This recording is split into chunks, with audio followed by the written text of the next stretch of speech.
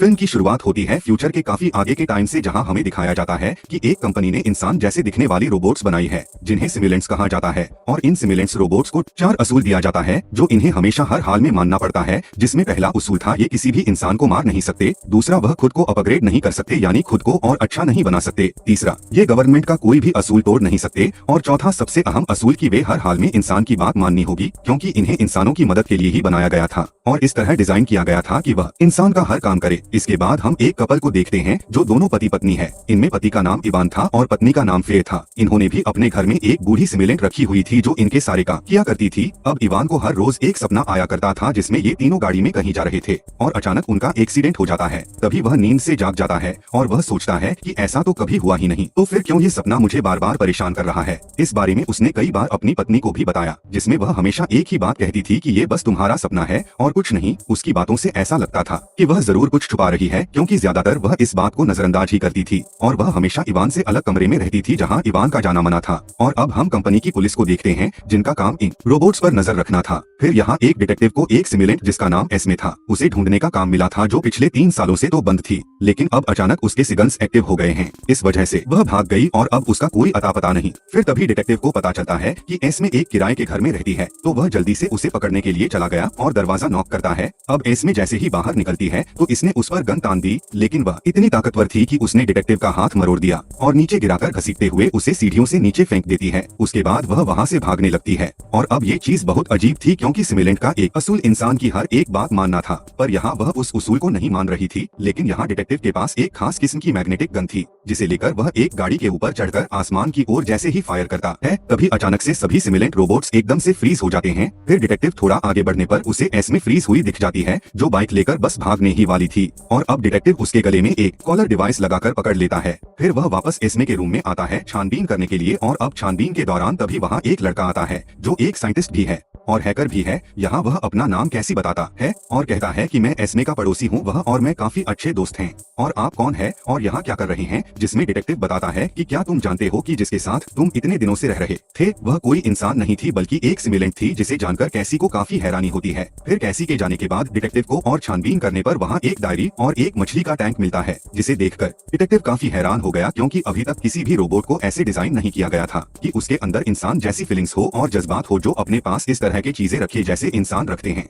फिर उसके बाद वह वापस अपने ऑफिस आता है जहां एस्मे को टेबल पर लिटाया गया था और अब उसके अंदर से रोबोट वाली चिप निकाल दी गई थी। फिर उसकी पूरी बॉडी को स्कैन करने पर पता चला कि सिमुलेंट बनाते वक्त उसके अंदर जो कोड डाला गया था उसे पूरी तरह से बदल दिया गया है और जो कोड उसके अंदर है उसकी वजह से वह रोबोट नहीं रही बल्कि उसके अंदर इंसानों वाली फीलिंग आ गई और दिमाग को चेक करने पर इनको कैसी की यादें भी मिलती है, जिसे देखकर ये समझ जाते हैं कि ये दोनों एक दूसरे को पसंद करते हैं। और ये चीजें बहुत हैरान करने वाली थी कि अभी तक किसी रोबोट में इंसान जैसे फीलिंग्स नहीं थी और इन्हें उस इंसान को ढूंढना था जिसने एस्मे के सिस्टम को हैक करके उसे पूरा बदल दिया था। फिर ये जानकारी हासिल करने के लिए डिटेक्टिव वापस आता है कैसी को पकड़ने के लिए, लेकिन वह पहले ही घर छोड़कर यहाँ से जा चुका था। फिर डिटेक्टिव को एस्मे के रूम में और एक किताब मिलता है जो काफी पुरानी थी और एस्मे ने ये किताब खरीदी थी। फिर वह दुकान पर जाता है जहाँ से ये किताब ली गई थी। वह दुकानदार से पूछताछ कर ही रहा था कि तभी यहाँ कैसी आ जाता है। फिर उसे पकड़ने के लिए डिटेक्टिव फौरन उसके पीछे भागा, लेकिन तब तक कैसी वहाँ से भाग गया। फिर अगले दिन जैसे ही इवान अपनी पत्नी के पास आता है तो उसकी पत्नी उसे दूर हटा देती है, ये कहते हुए कि बस बहुत हुआ, अब टाइम आ गया है सब सच बताने का। फिर उसे मिरर के पास ले जाकर वह उसके सीने को खोलकर वहाँ लगे चिप को दिखाती है, जिसे देखकर इवान काफी हैरान और परेशान हो जाता है और कहता है कि नहीं ये सब झूठ है। जिस पर उसकी पत्नी कहती है कि नहीं, तुम सच में एक रोबोट हो, मेरे पति जैसा ही एक क्लोन हो और असल में जो तुम्हें बार बार एक्सीडेंट के सपने आते थे वह सच थे, क्योंकि मेरा और मेरे पति का सच में एक्सीडेंट हुआ था जिसमें वह मारे गए थे।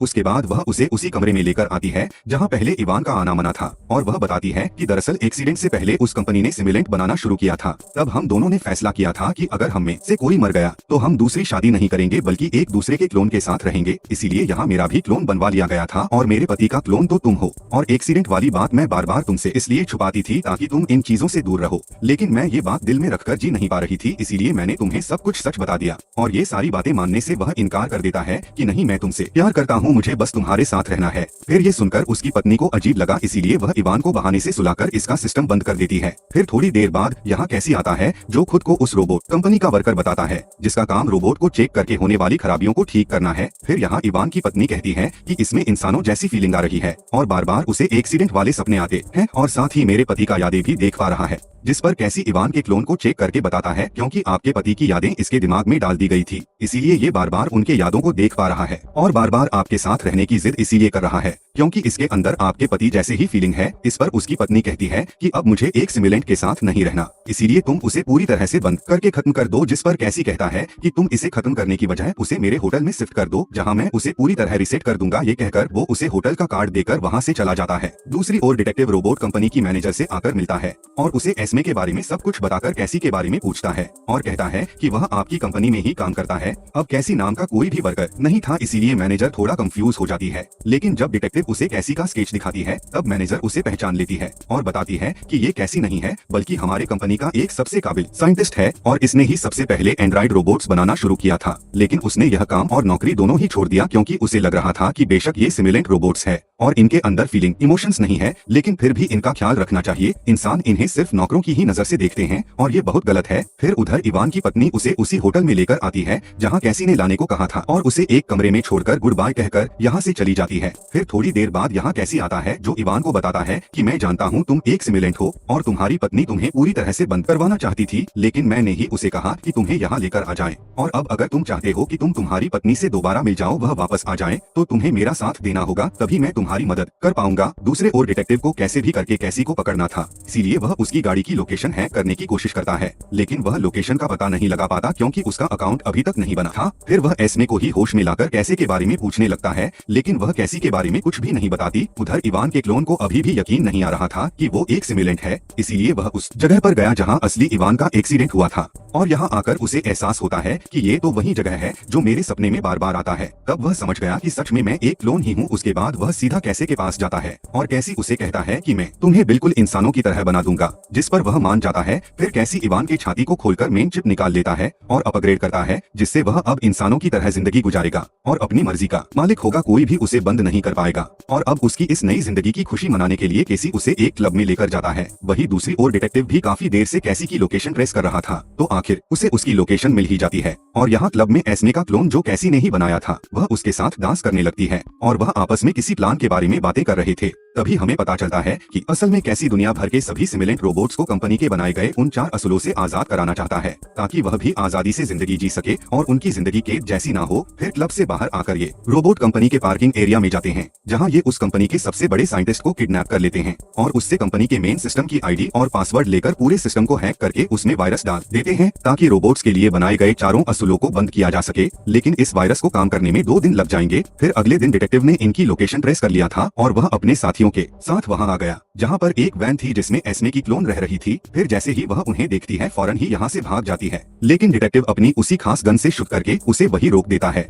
और उसे पकड़कर ऑफिस में लाते हैं। लेकिन इन्हें पता चला कि हम इसे ना तो हैक कर सकते हैं ना ही इसके कोड्स को देख सकते हैं क्योंकि किसी ने इसके सिस्टम पर बहुत सारी सिक्योरिटीज लगाई है ताकि कोई इसे देख ना सके। फिर ये लोग उससे पूछताछ करना शुरू कर देते हैं, लेकिन वह उन्हें कुछ भी नहीं बताती है और खुद को ही तबाह कर लेती है। और अब क्योंकि इवान के पत्नी के पास उस डिटेक्टिव की कॉल आई थी, इसीलिए वह इवान से मिलने के लिए उसके रूम में आती है और उसे बताती है कि तुम्हें ऐसे बाहर घूमने नहीं चाहिए, तुम एक सिमुलेंट हो। जिस पर इवान उससे कहता है कि मैं सब कुछ तुम्हारे लिए ही कर रहा हूँ और खुद को भी मैंने तुम्हारे लिए ही बदला है ताकि तुम मुझे अपना असली पति समझकर अपना लो और हम एक साथ रह सके। इन बातों के दौरान वह काफी करीब आ चुके थे, लेकिन इवान के पत्नी को अजीब लगा तो वह उसे रोककर वहां से चली जाती है। फिर अगले दिन डिटेक्टिव को कैसी की लोकेशन पता चल जाती है और अपने साथियों के साथ फौरन उन्हें पकड़ने के लिए निकल पड़ता है। लेकिन एस्मे जो ये सारी बातें सुन रही थी वह फौरन कैसी को मैसेज करके इस बारे में बता देती है कि तुम्हें पकड़ने के लिए डिटेक्टिव आ रहा है। फिर ये जानकर कैसी जल्दी इवान के पास आकर ये सब कुछ बताता है और पूछता है कि हमें छुपने के लिए कहाँ जाना चाहिए। इस पर इवान बताता है कि मेरा एक फार्म हाउस है, हम वहाँ चलते हैं। तो अब इससे पहले कि वह डिटेक्टिव यहाँ आता वे फार्म हाउस जाने के लिए निकल जाते हैं और पकड़े जाने से बच जाते हैं। और जब डिटेक्टिव यहाँ आया तो उसके हाथ कुछ ना लगा तो वह मायूस होकर वापस अपने ऑफिस आ गया और एस्मे से पूछता है कि तुमने ही उसे इन्फॉर्मेशन दिया था ना। तब वह बता देती है कि मैं कैसी से प्यार करती हूँ, इसीलिए मैंने उसे तुम्हारे जाने की खबर दी थी। फिर ये सुनकर डिटेक्टिव को बहुत गुस्सा आता है, इसीलिए वह एस्मे की सारी यादें मिटाने को कहता है। तभी एस्मे रिक्वेस्ट करती है कि वह ऐसा ना करें, पर फिर भी उसका सिस्टम रिसेट कर दिया जाता है। अब डिटेक्टिव इवान के पत्नी को कॉल करके उसके लोकेशन का पता कर लेता है कि वह दोनों फार्म हाउस में है, इसीलिए वह भी फार्म हाउस के लिए निकल गया। फिर रात होते ही कैसी और इवान फार्म हाउस पहुंच गए, लेकिन अगली सुबह जब कैसी बाहर आया तो वहाँ पर डिटेक्टिव भी पहुंच गया था जो उसे गन पॉइंट पर ले लेता है और उसे रोकने के लिए कैसी आगे बढ़ा और दोनों के बीच हाथापाई हो गई। इसी बीच डिटेक्टिव और कैसी दोनों को गोली लग जाती है और जब कैसी अपने जख्म पर हाथ लगाया तो वहाँ से खून निकलने के के बजाय सफेद रंग का लिक्विड निकल रहा था, जिसे हम समझ जाते हैं कि कैसी भी असल में एक सिमुलेंट है। उसके बाद डिटेक्टिव जब फिर से हमला करने की कोशिश करता है तो इवान उसे दूर फेंक देता है, जिससे वह और भी जख्मी हो जाता है और वहां से भागते हुए एक शेल्टर में आ जाता है, जहां इवान भी उसके पास आकर बैठ जाता है, जिसके थोड़ी ही देर बाद डिटेक्टिव की मौत हो जाती है और इवान वापस फार्म हाउस में आ जाता है। उसके बाद हम देखते हैं कि वह वायरस 2 दिन के बाद अपडेट होकर पूरे दुनिया के सिस्टम पर फैल गया, जिससे रोबोट पर लगाए गए असूल टूट गया और इस तरह से सारे रोबोट आजाद हो गए। थोड़ी देर बाद फार्म हाउस में कैसी के जैसा और एक आदमी आता है। तब हमें पता चलता है कि यही असली कैसी है और सभी एंड्रॉइड रोबोट्स को बनाने वाला मालिक वही था और ये सारा प्लान इसी कैसी का था और उसने ही अपना क्लोन बनाकर उससे ये सब काम करवाया था ताकि सब सिमुलेंट रोबोट आजाद हो सके। फिर असली कैसी क्लोन कैसी से शुक्रिया अदा करता है। इसके बाद क्लोन कैसी मर जाता है। दूसरी ओर इवान भी अपनी पत्नी के पास आता है ताकि उसे आखिरी बार मना सके, लेकिन वह एक बार फिर उसे अपनाने से मना कर देती है, जिस पर इवान को बहुत गुस्सा आता है और वह अपनी पत्नी को पानी में डुबोकर मार देता है। उसके बाद इवान उस कमरे में जाता है जहां उसकी पत्नी का क्लोन था और असली पत्नी मरते ही क्लोन पत्नी अपने आप एक्टिव हो जाती है। इसका मतलब कि वह अब उसी के साथ जिंदगी बिताएगा और अब एक जगह इन सारे रोबोट्स की बोली लग रही थी, जिनमें एस्मे भी शामिल थी, जिसकी सारी याददाश्त मिटा दी गई थी और काफी महंगे दाम में कैसी उसे एक आदमी के जरिए खरीद लेता है। वह जैसे ही गाड़ी में जाकर बैठती है तो वहाँ कैसी भी होता है। फिर दोनों वहाँ से निकल जाते हैं और इसी के साथ ये मूवी यहीं पर खत्म हो जाती है।